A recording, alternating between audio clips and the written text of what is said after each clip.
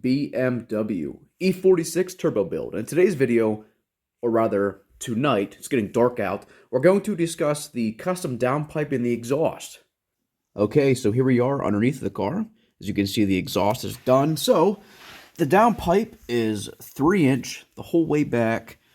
Directly off the turbo, we have a 3-inch 90-degree bend. It comes down and then is welded to another 90-degree bend right here. Straight section to a flex pipe, 45 V-band, another 45 to a Y-pipe. I personally recommend you to get a V-band turbocharger. This one has the 4-bolt style flange. You can see the fasteners there. I am using copper-plated studs, which thread into the turbine housing right here, and then locking nuts. You really want to use the proper hardware for things like this because if not, they will come loose after a few heat cycles. Here we have the wastegate. It is V-band on both the inlet and outlet. You can see the wastegate pipe is directly welded to the turbine housing of the turbo. That is what we decided to do for this application. Leaving the wastegate, we have a flex pipe here. It comes back and then it plumbs into the exhaust because the owner of the car wanted the wastegate to be recirculated. Right here we have some oxygen sensors. This one right here is the primary narrowband for fuel trimming. It will report directly to the DME, otherwise known as the ECU. These cars originally have 4 O2 sensors from factory. You have 2 narrow bands and 2 wide bands. You can use a single narrowband sensor when it comes to tuning for a turbocharger or supercharger application. This one back here is a wideband, which goes directly to the AFR gauge in the car. You can also splice this into the factory harness for data logging on your laptop for tuning.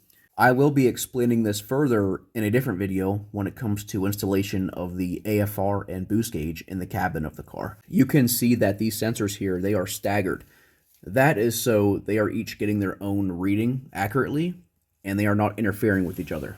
Directly behind these, we have another flex pipe. These are very important to include in the system for this application because it allows for heat expansion and so you possibly do not crack components further up the exhaust stream. It also allows for appropriate flexion in the exhaust. When it comes to clearancing for a 3-inch downpipe, there's actually quite a bit of room. All that I had to do was a little bit of hammering up here on the body of the car. You can see the gap up in here between the body of the car and the downpipe after some hammering. For the best ground clearance, I also did hammer the body right here to get the downpipe to shoot up and connect. It is black because I painted it after hitting it with a hammer various times.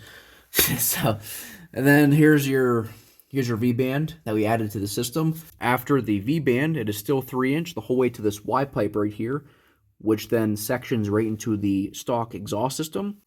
Originally, before the downpipe and turbo, there was a front muffler right here from factory. So with that front muffler being gone, I'm very curious to see how the car sounds with a turbo going through the rest of the exhaust. We still have the original resonator right there, and then the very rear muffler is still also stock. The owner of the car does not want a very loud exhaust, so what we did here gives him something to work with. He can now easily modify and tweak the exhaust to his liking. There has been some additional work in which I implemented, including this custom heat shield which surrounds the wastegate. Here is the front view. That is shielding the turbo drain line here from excessive heat. It also runs up and tucks way up into the exhaust housing of the turbo. Goes way up in there.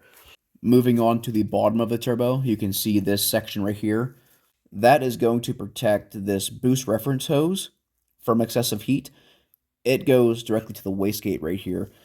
The last thing you want is this hose to melt or prematurely fail.